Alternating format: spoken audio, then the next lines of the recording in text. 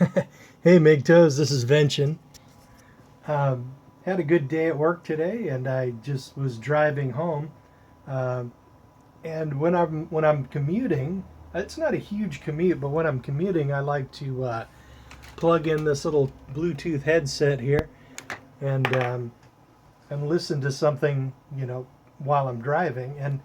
And I'm subscribed to Turd Flinging Monkey, and he had a good one about 9 hours ago, I think, where he was covering a couple of articles out of the UK where these female officers, female police officers, are who are like menopausal, are have a special room called the crying room, so that when they're just overwhelmed with the emotion of being menopausal or whatever, or since they can't handle the job, basically, they are allowed to go to this room to cry. and and it seems pretty dystopian, and it is pretty pathetic, and it's causing the society to have to pay about twice as much money for the same amount of policing, because half of the police officers are like women, or some large percentage of them, and it is really pathetic. And and so basically, I came home to check it out, and look at the links. And the first thing I do whenever I come home and want to pop up like YouTube, I don't actually go to YouTube. I just hit this little button on my keyboard here, the Patreon button, and go to my Patreon page. And these are all the people that I donate to every month. And one of them is Turd Flinging Monkey. I'm at the $5 a month subscription level. Not a hugely generous thing, but I like to spread the wealth a little bit. But then I looked at his Patreon page. Let's see, where did he? There he is. And unfortunately, there's a lot of posts here, but the posts that I listen to, it's not here. So, I mean, come on, guys. If you're going to have a Patreon channel and people are going to pay, your Patreon channel should be a sort of an index to all of your work, so that somebody can just hit the button, go straight to Patreon, and see the most recent posts from people that you're subscribed to, and then you can just go on from there. But since that's not the case here, so come on, guys, step it up. So here's a link to one of the articles about the female middle-aged police officers are provided with crying rooms. I'll leave a link to Turd Flinging Monkey's. Here's his YouTube, the thing on his YouTube channel, and there's the links right here. I'll post a link to the page here when I upload the video. Anyway, and they were talking about how it's just there's just no way to fix this problem, and there really isn't within society's normal toolkit. But what's going to happen? I mean, it's already happening. And I've been talking about this since like maybe 2015. What's happening is cryptocurrencies, just as I'm always harping on them, they're becoming more and more prevalent every day. Um, we had a massive crash, and we tend to have about 3 or 4 of them a year. Although this most recent one was really brutal, but I held on and I kept buying all through the crash, and I'm sure about 3 months from now I'll be smiling really well. But but basically, cryptocurrencies are really kicking in, and anonymizing features on Bitcoin and other cryptos are just really ramping up, and then there are services that are being set up, and they're now running over the top of Bitcoin, such as the Lightning Network, and basically there are other services like like they're like casual labor services geez, what's it called? I think there's like flunky jobs, and there's a couple of them. Anyway, where you can just hire somebody to do something, and they're cleared and everything, and those features, those services are going to become decentralized very soon. I mean, like within a couple of years, we're going to be able to go onto the dark market with our skill set. Like for me, it would be diesel mechanic, maybe gardener, electrical repair, um, and then I'd be able to look and do a search for things that are in my skill set that I could do, and then I could go do them and earn money, and it'll all be completely outside of the conventional economic system. It'll all be cryptocurrencies being traded for services, and when this occurs, it's going to ramp up really quick. They say that 1 month in Bitcoin years is the equivalent of a year in normal time.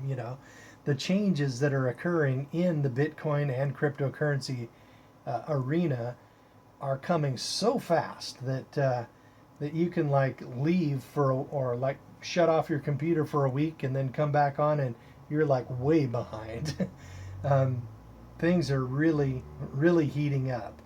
So real soon we're going to have the options of buying and selling and doing business and purchasing goods and provide and selling our labor and our skills, and we'll be able to do it all outside of the conventional economic system, and all of the things that are set up in government to and the banking system to basically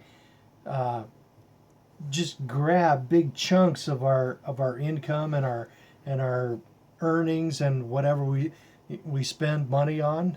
Like we bust our ass at work, and then before we even get paid, the government has to get paid, and not just one level of government, just multiple levels, and then so they take a big chunk of your money from your check, and then you want to go buy a beer and you have to pay all these freaking taxes.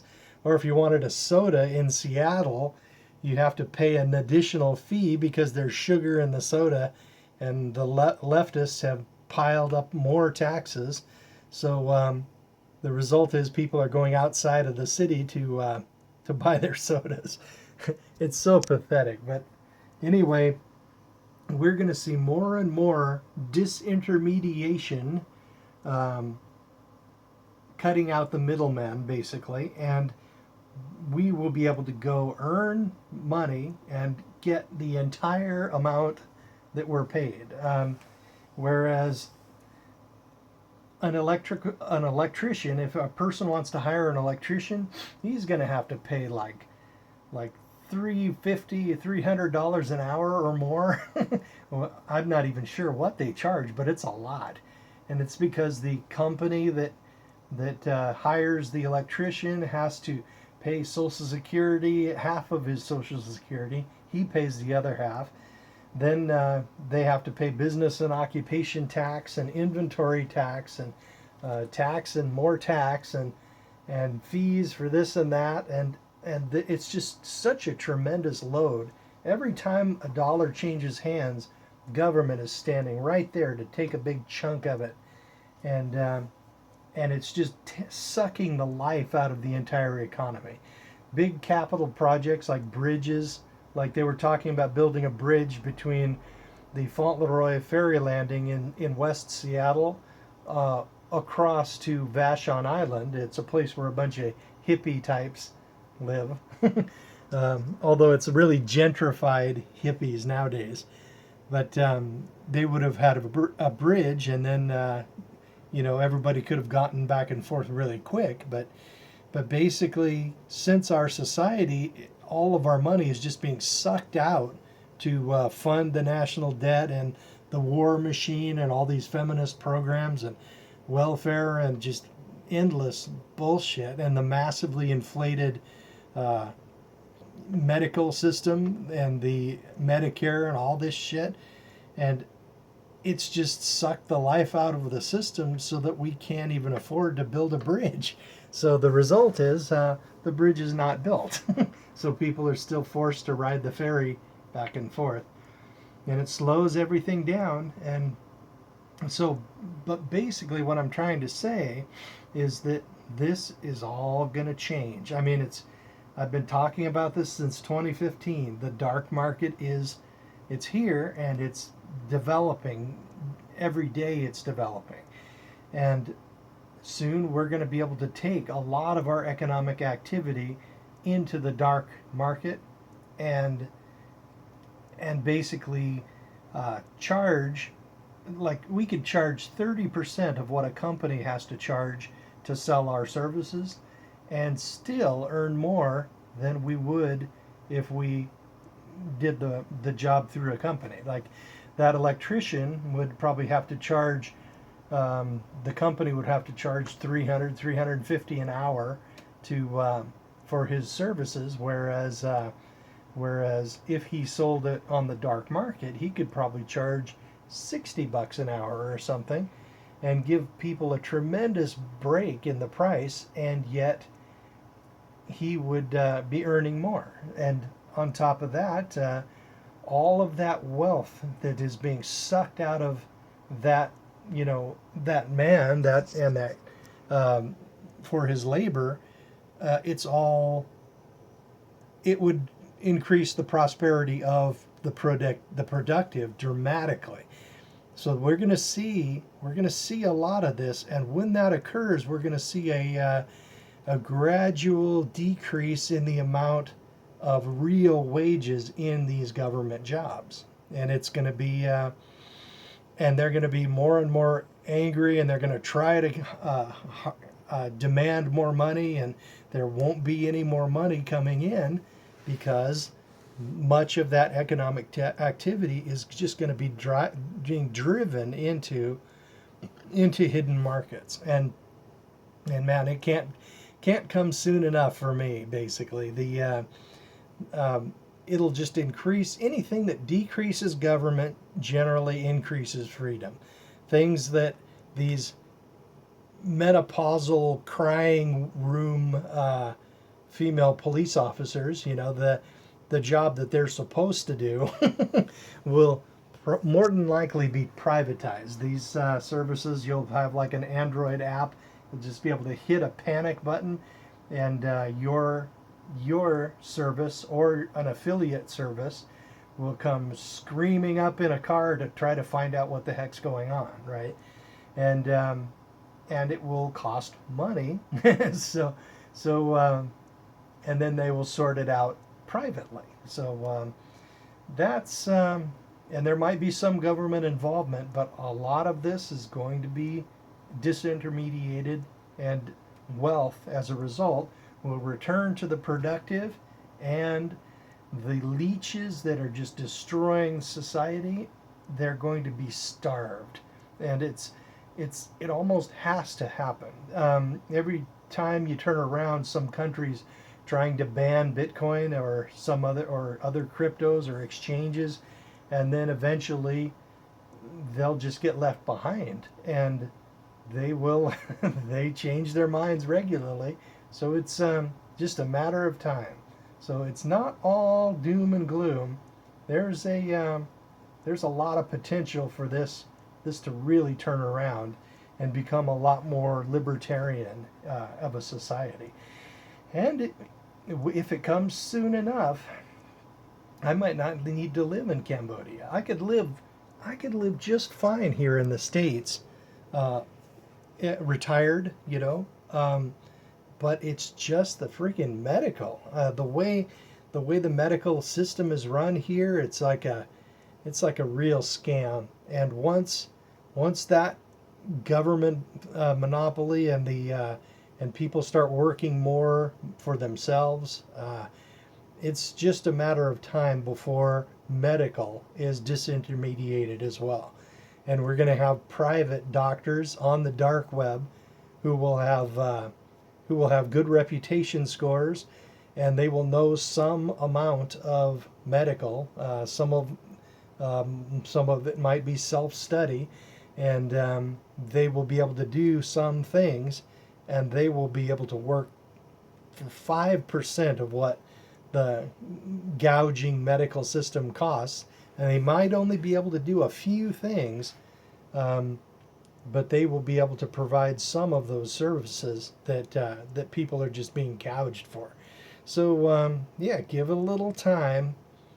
I think things are going to get better, but there's going to be a lot of pain and a lot of shakeups in our society as the government slowly starts to starve, and then we might be able to salvage something from this. And I'll be watching it all from Cambodia or maybe Thailand. I'm not sure which. Okay, in other news, the let's see, the cryptos are really starting to come back, and basically, when you have a big, huge crash in Bitcoin, it crashed down to, say, let's see, what was it? Down to $7,540 each. Man, that was painful. I didn't expect it to go that low. But I just kept buying all during this horrible downtrend from 19,500, and then my most recent purchase was I think it was like 8,800 or something like that. So in a few months, we should be probably back to all-time highs, and then eventually, before the end of the year, I am fully expecting $50,000 Bitcoins. So that will be really nice over in Cambodia. So, but basically, what I did this time around, I have a hot wallet with some funds in it, about maybe $30,000. So what I did was I just took, I had some Bitcoin, and basically when Bitcoin crashes, it crashes like, for example, if it crashes like 50% like it just did, most of these other cryptocurrencies like Dash and all these Litecoin and other things, they crash harder. Ethereum, not so much. It's just about as stable as Bitcoin these days. But basically everything else just really crashes hard. So when you're in the bottom of a crash, what I do is I unload about most of the Bitcoin in my hot wallet and move it into Litecoin, Dash, and it used to be Ethereum, but not so much anymore. I'll probably move it into something, possibly even something as small as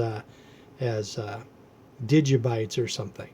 So, because once you bottom out, it starts these other coins dramatically recover, and so basically, when you crash, you want to be in Bitcoin, and then when you start to recover, flip it into altcoins, and then you gain a better percentage in the recovery. So you can end up being ahead of the game a little bit.